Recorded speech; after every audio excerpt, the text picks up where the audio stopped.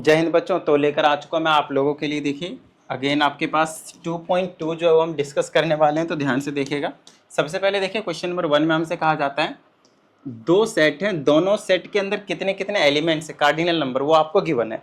फिर आपसे कहा जाता है कि आपको चार चीजें गिवन है, A cross B, B cross A cross A और बी क्रॉस बी। उनमें आपको बताना है कि कितने टोटल जो है वो नंबर ऑफ रिलेशंस निकल कर आएंगे, वो बताना है आपको। ठीक है, तो आपको बता रखा है हमने पिछले वाली वीडियो, कॉन्सेप्ट वाली वीडियो में, कि जो नंबर ऑफ रिलेशंस होते हैं वो क्या होते हैं आपके पास, टोटल पॉसिबल सबसेट्स होते हैं। टोटल पॉसिबल सबसेट्स होते हैं, पॉसिबल सबसेट्स होते हैं, राइट। और टोटल पॉसिबल सबसेट्स का जो फॉर्मूला होता है वो 2 की पावर क्या होता है आपके पास, m होता है, where m is the number of element in that particular set, जिसका आपको नंबर ऑफ रिलेशन निकालना है या फिर टोटल नंबर ऑफ सेट्स निकालना है बेसिकली। ठीक है, तो नंबर ऑफ रिलेशन का कुछ और मीनिंग नहीं है, टोटल पॉसिबल सबसेट्स। क्लियर है यहाँ तक? अब टोटल पॉसिबल सबसेट्स, यहाँ पे बच्चे बोलेंगे सर ए क्रॉस बी है, तो यहाँ पे मैं आप क्या रखोगे, आप मुझे बताओ, 2 की पावर क्या रखोगे, ए क्रॉस बी का निकालना है आपको। तो सबसे पहले आपको ये पता होना चाहिए कि जिस भी सेट का आपको निकालना है उसके आपको नंबर ऑफ एलिमेंट्स मालूम होने चाहिए। ठीक है, तो ए क्रॉस बी में नंबर ऑफ एलिमेंट्स पता करो पहले, ये नहीं कि पावर 2 लगा दिया आंसर, पावर 3 लगा दिया आंसर, गलत बात। पहले जिसका पूछा है ए क्रॉस बी का पूछा है, तो ए क्रॉस बी में कितने एलिमेंट्स होंगे पहले आप वो चीज पता करें। तो देखो number of elements, number of elements in A cross B, in A cross B बता रखा है। सबसे पहली वाली वीडियो में ये चीज समझाया हुआ कि कार्टेशियन प्रोडक्ट में कितने total number of order pair बनेंगे, नंबर ऑफ एलिमेंट्स बनेंगे। पहले सेट के एलिमेंट्स मल्टीप्लाइड बाय दूसरे सेट के एलिमेंट्स, मतलब n of A multiply n of B, तो कितना कितना है 2 मल्टीप्लाई 3 कितना आ गया 6। अब आपको नंबर ऑफ सेट्स सबसेट्स निकालने हैं, तो अब जो टोटल नंबर ऑफ रिलेशंस निकलेंगे, नंबर ऑफ रिलेशंस निकलेंगे, वो क्या हो जाएगा आपके पास 2 की पावर ये चीज 6, क्योंकि ए क्रॉस बी में, ए क्रॉस बी का पूछा है ना भाई, ए टू बी जो कितने टोटल नंबर ऑफ रिलेशंस निकलेंगे, तो 2 की पावर अब जो वो 6 हो जाएगा, बोले तो 64 हो जाएगा। बताओ समझ में आई इतनी बात? डन है, आगे चलिए ध्यान से सुनिएगा। अब बी क्रॉस ए, तो भाई बी क्रॉस ए में नंबर ऑफ एलिमेंट्स चेंज होंगे क्या, बी क्रॉस ए में वही 6 ही रहेगा, तो इसका आंसर भी 2 की पावर 6 हो जाएगा। ए क्रॉस ए का क्या मतलब है, ए को खुद से कर रहे हैं तो 2 2 जा 4 हो गया, तो 2 की पावर 4 हो जाएगा। बी क्रॉस बी मतलब 3 की पावर, मतलब 3 3 जा 9 एलिमेंट्स होंगे बी क्रॉस बी में, तो 2 की पावर 9 हो जाएंगे। इनको सॉल्व कर लीजिएगा, मौजूद लीजिएगा। क्लियर है इतनी बात? चले आगे चलिए। इसमें कहा जाता है आपको सेट ए पता है, आपको सेट बी पता है, आपको ए क्रॉस बी निकालना है, तो क्या आपको ए क्रॉस बी निकालने में कोई समस्या आएगी? ये चीज तो फर्स्ट वीडियो की कहानी है, 1 से दोनों की पेयरिंग 1,3 1,4 है ना, फिर 2,3 2,4। क्लियर है यहाँ तक? ये हो गया आपके पास, डन है। अब इसमें दूसरे में बोला नंबर ऑफ रिलेशंस निकालने हैं ए टू बी, ठीक है, ए क्रॉस बी में कितने हो जाएंगे, 2 की पावर 1 2 3 4, टोटल 4 एलिमेंट्स, 2 की पावर 16, टोटल 16 रिलेशन, 2 की पावर 4 जो है वो 16 आ जाएगा, और ये 16 रिलेशन जो आपके पास निकल कर आ जाएंगे। अगले क्वेश्चन पे आइए। इसमें कहा जाता है आपको एक आर गिवन है, आर क्या है यहाँ पे, here are representing as relation, एक रिलेशन निकाल कर दिया हुआ है। अब रिलेशन ये क्या होगा, ए क्रॉस बी का सबसेट होगा, तो अब ए क्रॉस बी हमें दिया हुआ नहीं है, यहाँ पे बिल्कुल भी नहीं दिया हुआ, ध्यान रखिएगा। ठीक है, कोई बात नहीं, हमें जरूरत भी नहीं है। आगे क्या पूछा वो देखते हैं, हमसे कुछ नहीं पूछा है, सिर्फ डोमेन और रेंज पूछा है। तो आपको मैंने पिछली वाली वीडियो में ही समझा दिया था कि डोमेन और रेंज क्या होता है। जो फर्स्ट एलिमेंट होते हैं वो आपके पास डोमेन का काम करते हैं, और जो सेकंड एलिमेंट होते हैं वो रेंज का काम करते हैं। कंडीशन ये होता है कि रिपीटेशन नहीं होना चाहिए जब हम सेट के अंदर लिखेंगे। तो अगर मान लेता हूँ मैं डोमेन लिखता हूँ, तो सेट के अंदर लिखूंगा -2, फिर आ जाएगा 0, फिर आ जाएगा 3, और दोबारा से 0 आया तो I am not going to repeat that element in a particular set, then I will write 4 and then I will write 5। तो ये कहानी हो गई आपके पास डोमेन की। आइए आगे की बात करते हैं अब रेंज की। अब हम रेंज की अगर हम बात करते हैं तो क्या हो जाएगा मेरे पास, देखिए 1 है, फिर 2 है, फिर 1 है, फिर -1 है, तो लिखते जाओ 1 है, 2 है, -1 है ना, फिर वापस 2 रिपीट हुआ नहीं लिखेंगे, 1 रिपीट हुआ नहीं लिखेंगे, बस इतना ही आपके पास आ जाएगा रेंज में। आई बात समझ में? क्लियर है? तो आई होप आप लोग को समझ में आ गया हो कि डोमेन क्या है और आपके पास रेंज क्या है। अगले क्वेश्चन के ऊपर आइए। सेट ए भी गिवन है आपके पास, सेट बी भी गिवन है आपके पास। रिलेशन कहा जाता है ए टू बी है, ए से बी में आपके पास रिलेशन बन रहा है, और रिलेशन दिया हुआ। अब क्या क्वेश्चन इंपॉर्टेंट है, ध्यान से समझिएगा इनको, ठीक है। ऐसे टाइप के क्वेश्चन आपके पास देखने को मिलेंगे पेपर में। ये रिलेशन गिवन है किसमें, सेट बिल्डर फॉर्म में, ये आपके पास जो रिलेशन गिवन है वो सेट बिल्डर फॉर्म में आपको बता रखा है। सेट बिल्डर फॉर्म क्या होता है, सेट वाले ही चैप्टर में, और आपको लिखना है अब आपको इसको आंसर में लिखना है रोस्टर फॉर्म में, ये भी सिखा रखा है हमने, क्लियर है। तो अब यहाँ पे आपको इसको आंसर जो लिखना है वो रोस्टर फॉर्म में लिखना है, ठीक है। तो रोस्टर फॉर्म में लिखने का मतलब होता है उसके पर्टिकुलर ये जो रिलेशन है वो पर्टिकुलर उसके ऑर्डर्ड पेयर, बोले तो एलिमेंट आप निकाल लीजिए और उसको कॉमा लगाकर सेपरेट करके पैरेंथेसिस से बंद कर दीजिए, वही आपके पास रोस्टर फॉर्म है। तो आइए करते हैं। कहता है कि x, y ये आपके पास ऑर्डर्ड पेयर होंगे, या फिर आप इसको एलिमेंट कह सकते हो, ये आपके पास ऑर्डर्ड पेयर होंगे या फिर आप इसको एलिमेंट कह सकते हो। अब जिसमें से कहा जाता है जो x है वो बिलोंग करता है सेट A से, y है वो बिलोंग करता है सेट B से, और कंडीशन ये है कि जो x है वो हमेशा छोटा होना चाहिए y से। आओ फटाफट रिलेशन लिखते जाते हैं, बच्चों वाली चीज पूछी हुई है हमसे। ऑर्डर्ड पेयर हमेशा x, y लिखा जाएगा, पहले भी बता रखा, यहाँ भी वही चीज बता रखी है इन्होंने, पहले x की वैल्यू और फिर y की वैल्यू। x की वैल्यू क्या हो सकते हैं, 2, 3, 5, अगर आप चाहें तो इस तरह से सेट रिप्रेजेंटेशन दे सकते हैं। यहाँ पे 2 है, यहाँ 3 है, यहाँ 5 है, और इसमें आपके पास 2 है, 4 है और 6 है, इस तरह से आपके पास दिया हुआ है। देखो x जो है वो पहले वाले सेट से होते हैं जो कि डोमेन का काम करता है, y जो है वो दूसरे वाले सेट से होते हैं जो कि रेंज का काम करता है, जिसका साथ रिलेशन बन रहा है। x सिर्फ 2, 3 और 5 में से कोई एक आंसर हो सकता है, ठीक है। y जो है वो इनमें से कुछ आंसर हो सकते हैं, और कंडीशन ये है कि x की वैल्यू लेस देन y भी होना चाहिए, इधर वाली छोटी होनी चाहिए इधर से।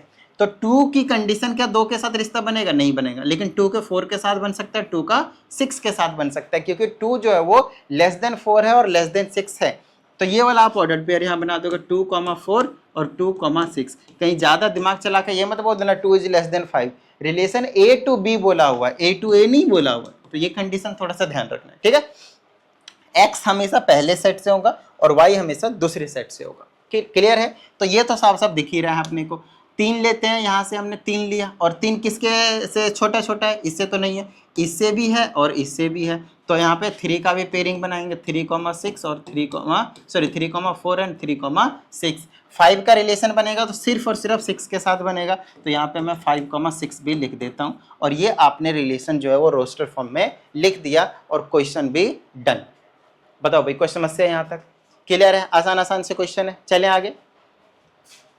आइए, अब इसमें हमसे कहा जाता है सेट A आपको पता है, सेट B भी आपको पता है, और रिलेशन क्या दिया हुआ है, रिलेशन दिया हुआ है इज 1 लेस देन, रिलेशन है A to B, तो फिर से यहाँ पे A लिख देता हूँ, 1, 3, 5, 7, 8, 1, 3, 5, 7, 8, और दूसरा सेट क्या है देख लीजिए फटाफट, ये सेट A हो गया और ये सेट B हो गया, 2, 3, 4, 6, 8, 10, 2, 3, 4, 6, 8, 10, क्लियर है।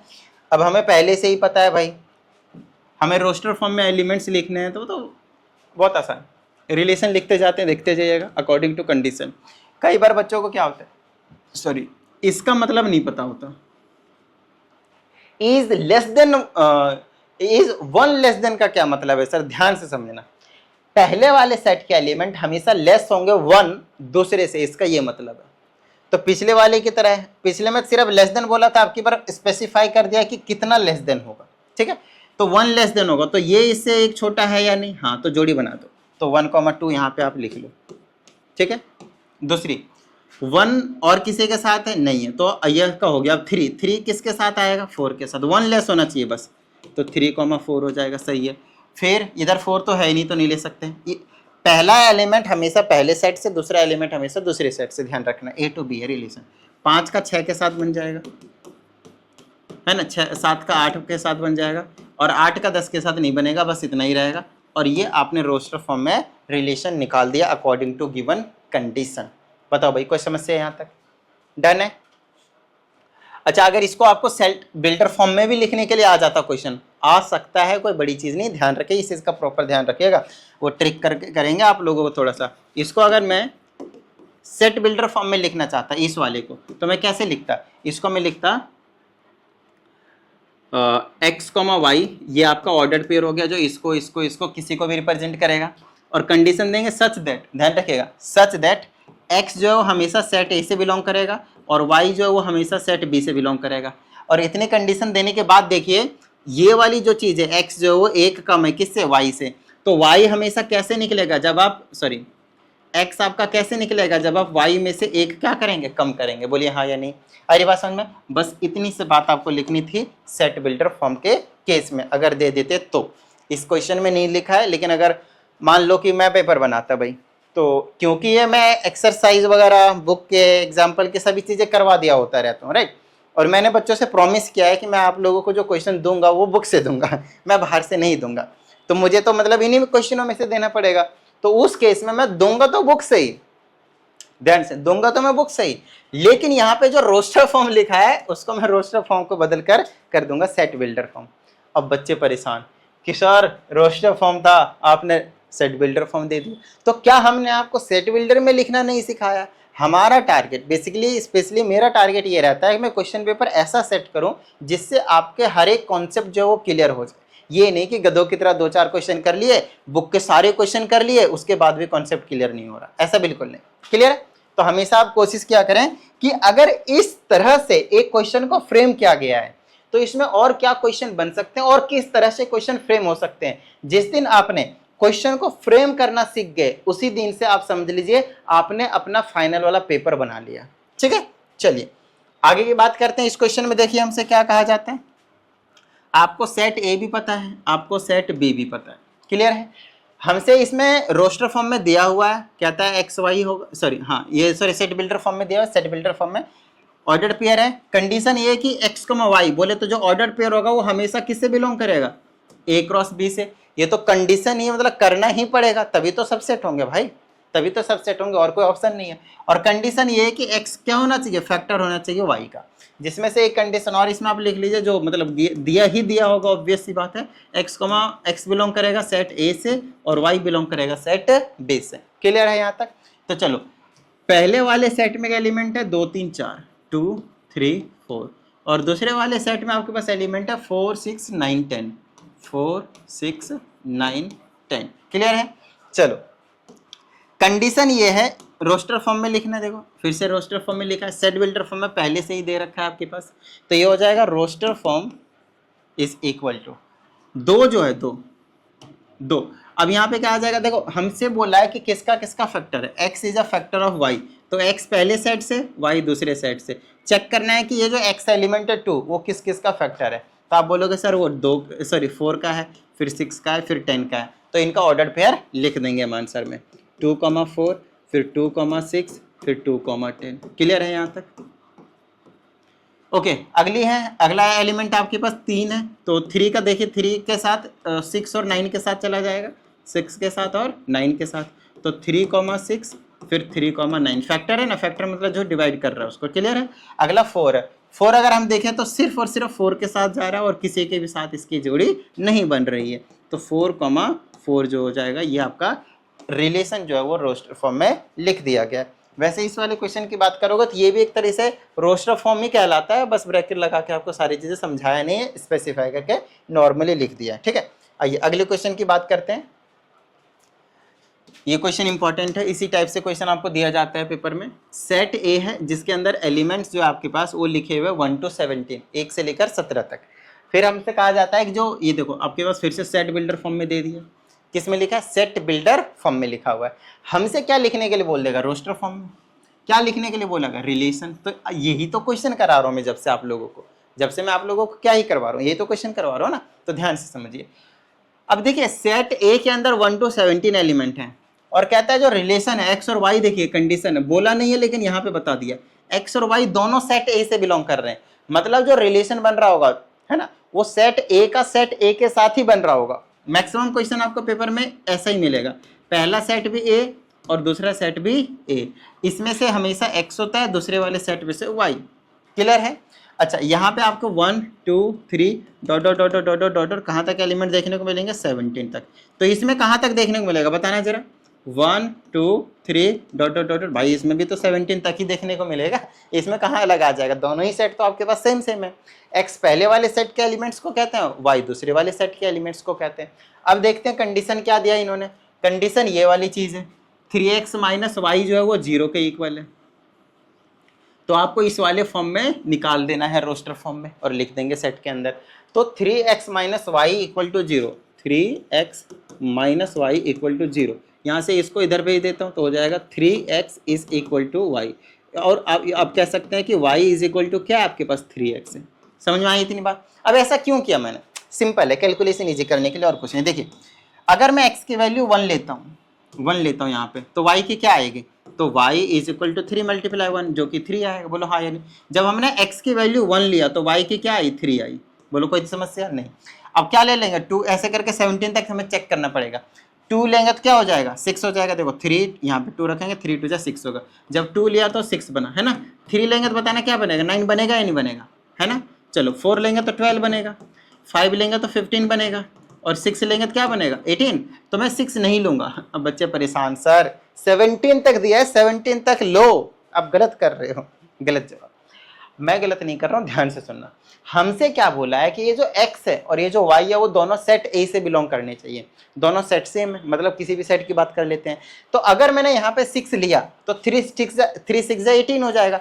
क्या जो 18 है वो सेट A में है, बता दो मुझे। सेट A में तो 1 से लेकर 17 तक ही है, 18 तो है ही नहीं। तो रिलेशन आपका सिर्फ और सिर्फ इतना ही माना जाएगा, इससे आगे नहीं माना जाएगा। बच्चे परेशान हो जाते हैं क्वेश्चन को देखते ही, अरे भाई इसमें तो 1 to 17 तक एलिमेंट्स दिया है, 17 बार निकालने पड़ेंगे। ऐसा नहीं होता है। एलिमेंट्स तो आपको 200 भी दिए जाएंगे तो 200 नहीं निकालने पड़ेंगे, वो कंडीशन के अकॉर्डिंग चेक करना होता है। तुरंत कुछ 5-7 इतना ही, इससे ज्यादा नहीं बोलते हो। क्लियर है। चलो अगले क्वेश्चन की ओर आते हैं। इसमें हमसे फिर से रोस्टर फॉर्म में लिखने के लिए कहा गया। बहुत आसान क्वेश्चन है लेकिन क्वेश्चन ट्रिकी है, बच्चे परेशान हो जाते हैं। कैसे ट्रिकी है ध्यान समझिएगा। यहाँ पे भी लिख दिया आपके पास x, x का क्यूब। अब बच्चे परेशान कि सर ऑर्डर पेयर तो x, y होता है। भाई मेरे ये जो y होता है ना y को we can write in terms of x, in terms of x। चीजों को समझिए, x के टर्म में लिखा जा सकता है। जैसे कि y की वैल्यू क्या हो सकती है, x का क्यूब हो सकता है, x का स्क्वायर हो जाता है। y is equal to f of x होता है, actually function of x। y क्या होता है, function of f of x, function of x। Clear है। तो y का ये एग्जैक्ट मीनिंग होती है। अब आगे की अगर हम बात करें, फंक्शन हालांकि आगे हम क्लियर करवाएंगे, अभी हम आपको सिर्फ और सिर्फ रिलेशन समझा रहे हैं। ठीक है। मतलब ये x की वैल्यू है तो ये y की कैसे निकलेगी, जब आप x के क्यूब कर देंगे, ये कहना चाह रहा है। समझ में आई बात। जिसमें आपको बता रखा है कि x is a prime number less than 10। 10 से छोटे वाले पहले तो प्राइम नंबर क्लियर कर दो। क्या क्या होते बताना, 2 हो गया, 3 हो गया, 5 हो गया, 7 हो गया, और कोई नहीं है, बस इतना ही। क्लियर है। इसका मतलब ये सारे के सारे क्या है आपके पास x है, ये सारे वैल्यूज हैं आपके पास x वाले। अब हम क्या करेंगे, ऑर्डर्ड पेयर निकालते चले जाएंगे, रिलेशन निकाल जाएंगे। यहाँ पे x रखा तो कितना लिया हमने 2, यहाँ पे 2 का क्यूब करना पड़ेगा, तो 2 का क्यूब कितना हो जाएगा 8। ये फर्स्ट ऑर्डर पेयर आपने तैयार किया, मतलब फर्स्ट एलिमेंट तैयार किया। ठीक है। दूसरे वाले पे आइए, यहाँ पे आपके पास क्या है 3 है, तो यहाँ पे हम 3 रख देंगे। अब यहाँ पे क्या करना पड़ेगा 3 का क्यूब, है ना। तो 3 का क्यूब मतलब 27, फिर कॉमा। अब की बार मैं 4 ले लूँ, सॉरी 5 ले लूँगा, 5 लूँगा तो 5 आ जाएगा, और 5 का क्यूब 125 आ जाएगा, फिर कॉमा। आपके पास 7 आ जाएगा तो 7 ले लेंगे, और 7 का क्यूब करेंगे तो कितना आ जाएगा 7 7 जब 49, और 49 7 जब 9 7 63 के 3 बचे 6, 4 7 28 और 6 33, 343। बताओ कोई समस्या यहाँ तक। चलो तो ये हो गया आपके पास ए भाई, ये ऑर्डर्ड पेयर है और ये सेट वाला क्लोज किया हमने, और इसको हमने रोस्टर फॉर्म में लिख दिया, खत्म बात। बोले समझ में आई इतनी बात, कोई समस्या नहीं है यहाँ तक। चलिए अब दूसरे वाले की अगर हम बात करें तो ये भी तो ऐसा ही क्वेश्चन है। देखो ये वाला x हो गया और ये वाला y हो गया हमेशा। इसमें हमसे x क्या लेना है, प्राइम नंबर लेस देन 10, मतलब फिर से यही चीज लेनी इस वाले क्वेश्चन में भी। ठीक है। तो हमसे इसमें क्या निकालने के लिए बोला है, रोस्टर फॉर्म में लिखना है, बस लिखते जाते हैं। Relation is equal to x के जगह 2 लेंगे। देखो 2 लेंगे तो 2 - 2 क्या हो जाएगा 0, 2 का स्क्वायर करेंगे तो 4, ये फर्स्ट ऑर्डर पेयर तैयार होगा। ठीक है। चलो फिर 3 लेंगे तो 3 - 2 क्या बन जाएगा 1, 3 का स्क्वायर करेंगे तो क्या हो जाएगा आपके पास 9, ये भी बंद कर दो, 5 यहाँ पे लेंगे तो 5 - 2 कितना आ जाएगा 3, फिर 5 का स्क्वायर कर देंगे तो कितना हो जाएगा 25, 7 ले लेंगे तो 7 - 2 क्या हो जाएगा 5, और 7 का स्क्वायर कर देंगे तो कितना हो जाएगा 49। तो ये आपने रोस्टर फॉर्म में दूसरे वाले पार्ट का भी आंसर बता दिया। बताओ भाई यहाँ तक कोई समस्या है क्या। आसान है, इजी है, नॉर्मल से क्वेश्चन से, कोई टेंशन वाली बात नहीं है। आइए फिर अगले वाले क्वेश्चन के पास हम आपको ले चलते हैं।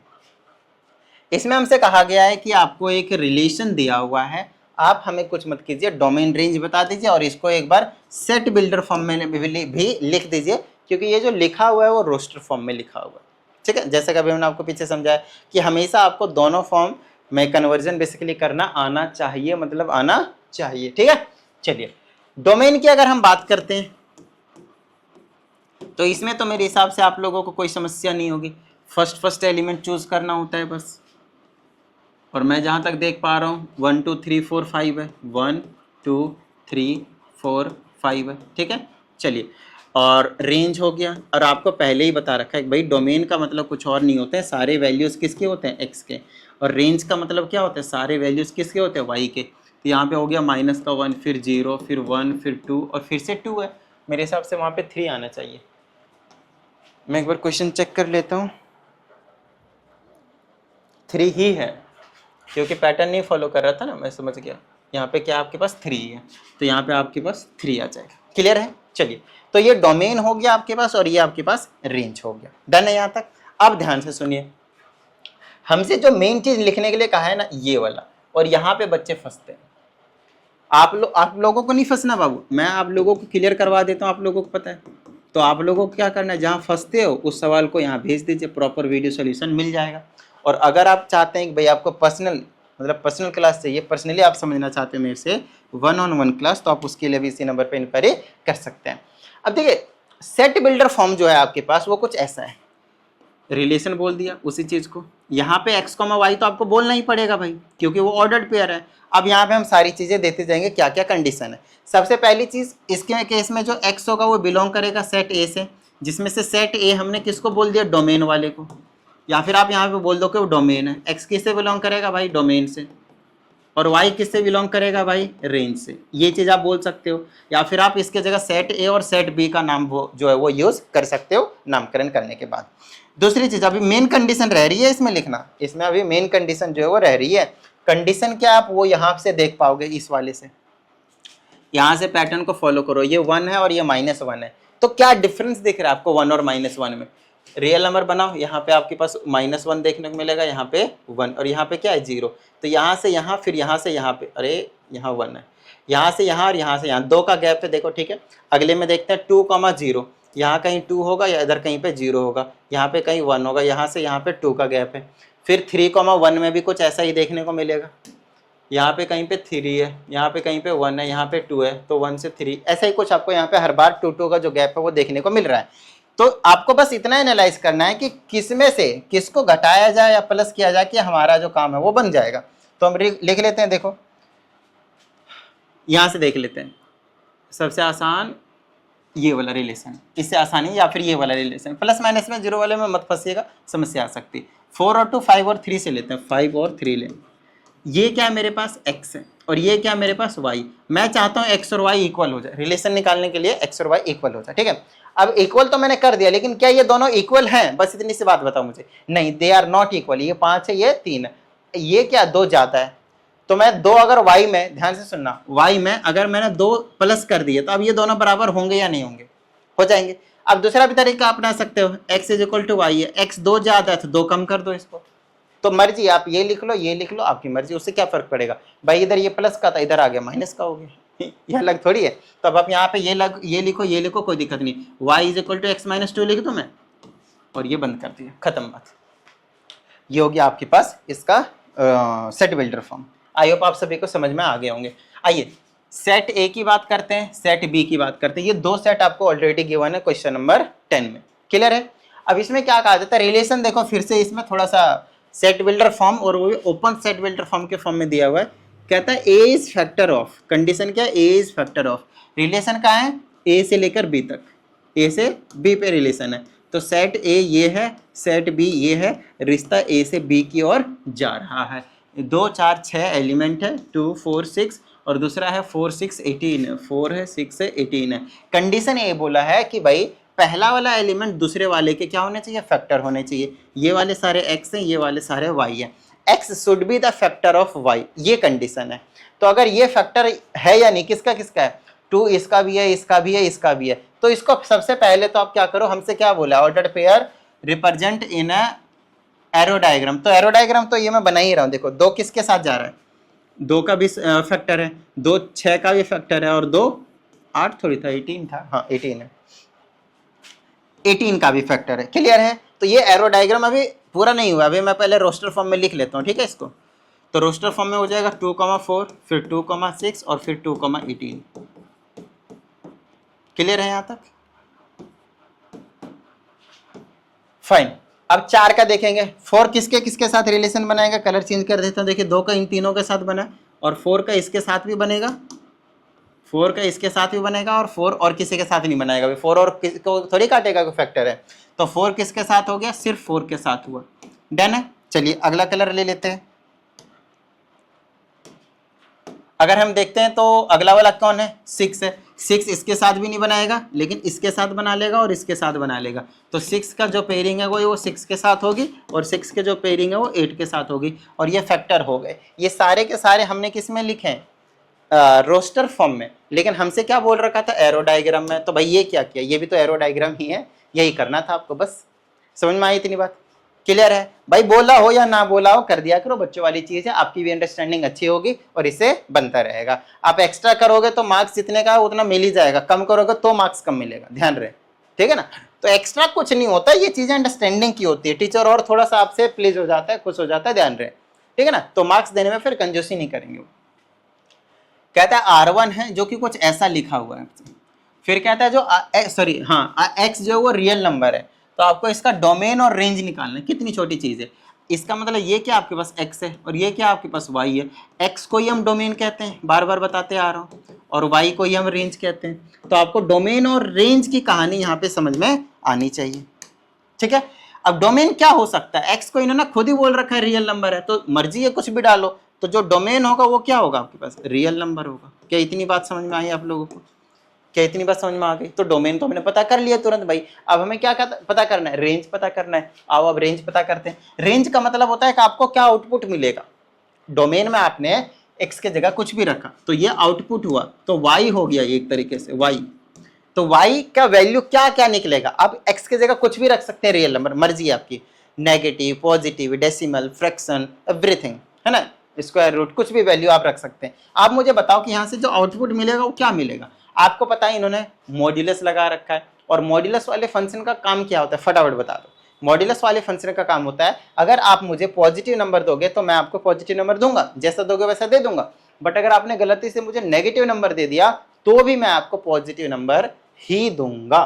तो चलो x के जगह पे आप कुछ भी पुट करोगे, यहाँ पे कुछ भी पुट करोगे तो आपको क्या मिलेंगे, positive real number, positive real number. तो एक तो आप यहाँ पे लिख सकते हो कि रेंज क्या है इसका, positive real number. But positive real number में जीरो नहीं आता, जीरो ना नेगेटिव है ना पॉजिटिव है। बट अगर मैं यहाँ जीरो रखता हूँ तो जीरो ही मिलेगा, तो आपको क्या करना है, इंक्लूडिंग जीरो भी लिखना पड़ेगा। या फिर आप इसको बेस्ट तरीका है लिखने का, जीरो से लेकर इन्फिनिटी तक, वेयर जीरो इन इंक्लूडेड, तो यहाँ पे आप स्क्वायर ब्रैकेट लिखेंगे, है ना। इन्फिनिटी चाहे नेगेटिव हो पॉजिटिव हो, इंक्लूड कभी नहीं करते।